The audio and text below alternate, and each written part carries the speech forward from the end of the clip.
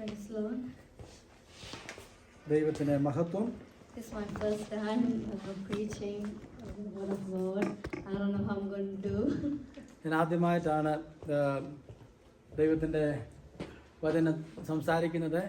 എങ്ങനെ എൻ്റെ ഒപ്പം ചെയ്യുമെന്നതിനെ കുറിച്ച് എനിക്ക് വലിയ ധാരണയില്ല. I'm going to try my best. എൻ്റെ കഴിവിന്റെ പരമാവധി ഞാൻ ശ്രമിക്കുന്നത്. Today we are going to look at how God took care of Elijah. ഏലിയാവിനെ എങ്ങനെയാണ് ദൈവം കരുതിയത് എന്നാണ് നാം നോക്കാൻ പോകുന്നത്. So Elijah was sent to pronounce judgment on Ahab. ആഹാബിനോട് ദൈവത്തിന്റെ ന്യായവിധിയെ കുറിച്ച് പങ്കുവെക്കുക എന്നുള്ളതായിരുന്നു ഏലിയാവിന് ദൈവം നൽകിയ ചരിത്ര നിയോഗം. Why? എന്തുകൊണ്ടാണ്? When we look at 1 King chapter 16 verse 32 and 33, we can see why. ഒന്ന് രാജാക്കന്മാർ 16-ാം അധ്യായം അതിന്റെ 32-33 വാക്യങ്ങളിൽ നാം അതിന് ഉത്തരം കാണുന്നുണ്ട്.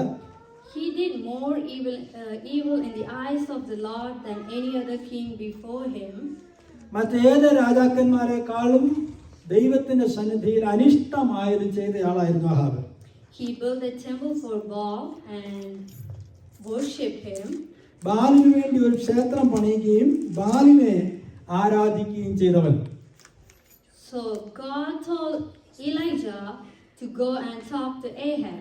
അങ്ങനെ ഒരു സാഹചര്യത്തിൽ ദൈവം ഏലിയാവിനോട് പറയുകയാണ്, നീ ചെന്ന് ആഹാബിനോട് ചില കാര്യങ്ങൾ പറയണം.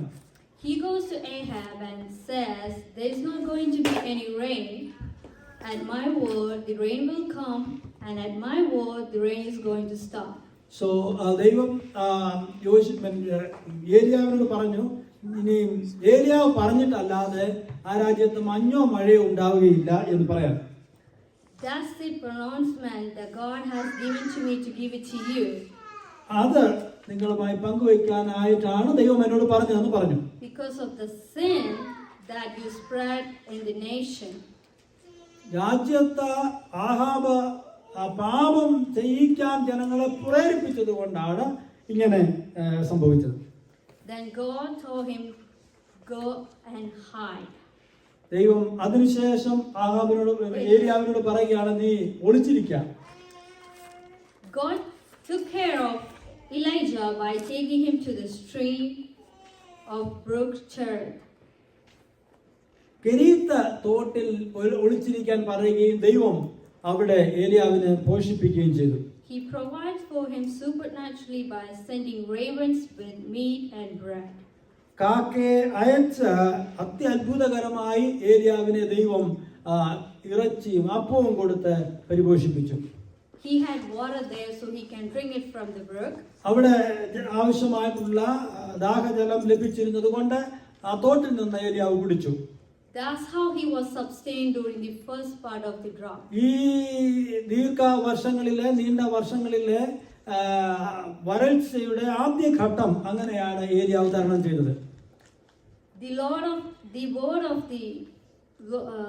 word of the Lord came to him again.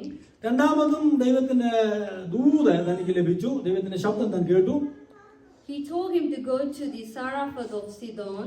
സീദോനിലുള്ള സാരെഫാത്തിലേക്ക് പോകാൻ ദൈവം അദ്ദേഹത്തോട് ആവശ്യപ്പെടുകയാണ്. There you're going to meet this widow and she is going to take care of you. അവിടെ ഒരു വിധവയോട് ഞാൻ കൽപ്പിച്ചിട്ടുണ്ട്, ആ വിധവ നിന്നെ പരിപാലിക്കുമെന്ന് പറഞ്ഞു, നിന്നെ സഹായിക്കുമെന്ന് പറഞ്ഞു. When she met him, Elijah greeted her and said, "Can you give me some water?" ഈ സഹോദരിയെ കാണുമ്പോൾ ഏലിയാവ് അവളോട് അല്പം ദാഹജലം ചോദിക്കുകയാണ്. She was on her way to get water. Then Elijah is asking her, "Okay, when you way back, bring me some food." കുടിക്കാൻ വെള്ളമെടുക്കാൻ പോകവേ ഏലിയാവ് പറഞ്ഞു, വരുമ്പോൾ എനിക്ക് കുറച്ച് ആഹാരം കൂടെ നീ കൊണ്ടുവരണം. She was like, "I don't have any food to give you. Whatever I have it for me and my son. We're going to eat it and die." ആ വിധവ ഇങ്ങനെ പറഞ്ഞു, ഞങ്ങൾക്ക് ആകെ ഒരു അട മാത്രം ശേഷിക്കുന്നു, അത് ഭക്ഷിച്ച അനന്തരം ഞാനും എന്റെ പൈതലും കൂടെ മരിക്കാൻ പോവുകയാണ്. Elijah told her, the God want me to tell you to do this, and he will not only take care of me, but he will take care of you and your family. So ഏലിയാവ് പറയുകയാണ്, നീ ഇങ്ങനെ ചെയ്താൽ എന്റെ കാര്യം മാത്രമല്ല നിന്റെ കുടുംബത്തിന്റെയും കൂടെ കാര്യങ്ങൾ നോക്കാൻ എനിക്ക് കഴിയുമെന്ന് ദൈവം പറയുന്നു. These are the two experiences we can see how God take care of and provide in incredible way. ഈ രണ്ട് കാര്യങ്ങളിലൂടെ നമുക്ക് മനസ്സിലാക്കാൻ കഴിയുന്നത് എങ്ങനെയാണ് ദൈവം തന്റെ ഭക്തരെ പരിപോഷിപ്പിക്കുന്നത്. Based on his relationship with God and the experience he had with God. Amen. Praise The one issue that we would never come up ever again in Elijah's life is like whether or not he will trust in God. ദൈവത്തിലുള്ള ബന്ധത്തിന്റെ അടിസ്ഥാനത്തിലാണ് ഏലിയാവിനെ ദൈവം പരിപോഷിപ്പിക്കാൻ ഇടയായത്. So in when we read 1 King 19 verse 2, 1 രാജാക്കന്മാർ 19-ാം അധ്യായം 2-ാമത്തെ വാക്യം,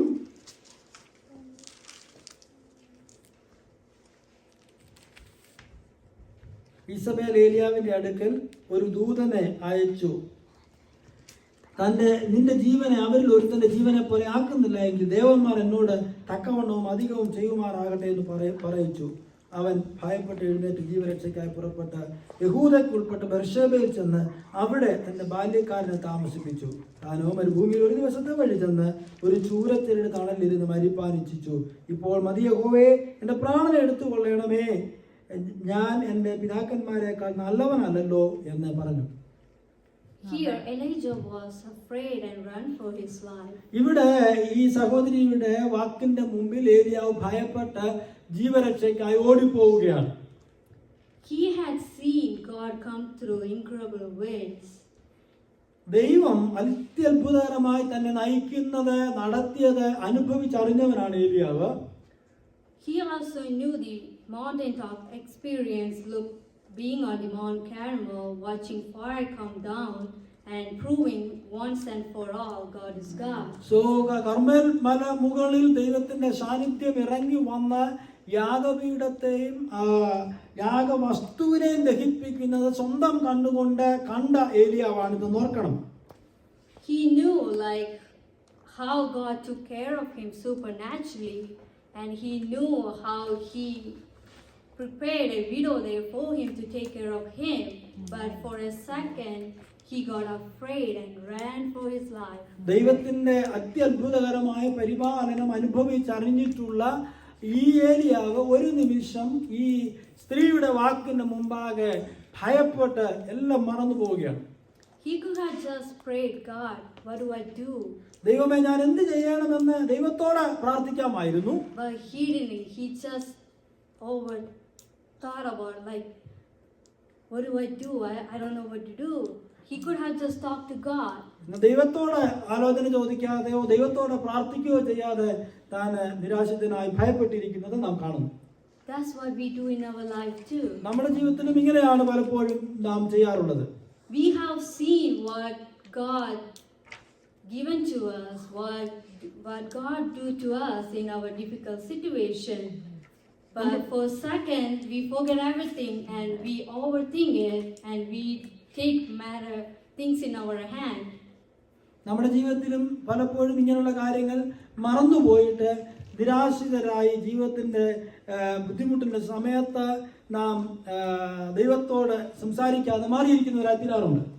Don't let our circumstances make us forget about what God has done for us and what നമ്മുടെ സാഹചര്യം ദൈവം നമ്മുടെ ജീവിതത്തിൽ എന്ത് ചെയ്തു എന്ന് മറന്നു പോകാൻ നമ്മെ അനുവദിക്കരുത്. സാഹചര്യത്തിന് അതിനനുവദിച്ചു കൊടുക്കരുത്. Amen. But here then God didn't leave him stranded. ഇവിടെ ദൈവം അദ്ദേഹത്തെ ഏകനായിട്ട് വിടുന്നില്ല. He sent an angel to provide him there. അവിടെ ഒരു ദൂതനെ അയച്ച ഏലിയാവിനെ പരിപോഷിപ്പിക്കുകയാണ്. He only had 2 meals. അവിടെ 2 നേരത്തെ ആഹാരമാണ് തനിക്കുണ്ടായിരുന്നത്. With that he was able to walk 40 days. ആ ഒരു ആഹാരം കഴിച്ച ശക്തി കൊണ്ട് 40 ദിവസം അദ്ദേഹം യാത്ര ചെയ്ത് നടന്നതായിട്ട് നമ്മൾ കാണുന്നുണ്ട്. The other 2 experience he had to eat every day. മറ്റ് അനുഭവങ്ങളിൽ അവൻ എല്ലാ ദിവസവും തനിക്ക് ആഹാരം ലഭിച്ചിരുന്നു. Here when he was on his own, when he thought, what do I do? ഇവിടെ താൻ ഒറ്റയ്ക്കായിരിക്കുമ്പോൾ ഞാൻ എന്ത് ചെയ്യണം എന്നിങ്ങനെ ചിന്തിക്കുകയാണ്. But God provided him something that he can walk for 40 days by just ദൈവം 2 നൽകിയ hours. ആഹാരം 40 ദിവസത്തോളം എനിക്ക് യാത്ര ചെയ്യുവാൻ ശക്തി പകർന്നതാണ്. Amen. So just whatever circumstances we are in, don't forget, even for a second, what God can do for us. നാം ഏത് സാഹചര്യത്തിൽ കടന്നു പോയാലും ദൈവം നമുക്ക് എന്ത് ചെയ്തു എന്നത് നാം മറന്നു പോകരുത്. അത് ഒരു നിമിഷം പോലും നാം മറന്നു പോകരുത്. Only take a second to pray to God. ഒരു നിമിഷം ദൈവത്തോട് പ്രാർത്ഥിക്കാൻ മറന്നു പോവുകയാണ്. Maybe he don't answer you right away, but he will take care of you no matter what. എന്നാൽ നാം ചോദിക്കുന്ന അതേ നിമിഷം തന്നെ ദൈവം മറുപടി തരണമെന്നില്ല. എന്നാൽ ഒരു കാര്യം മനസ്സിലാക്കണം, ദൈവം നമുക്ക് തീർച്ചയായിട്ടും അതിന് മറുപടി തരും.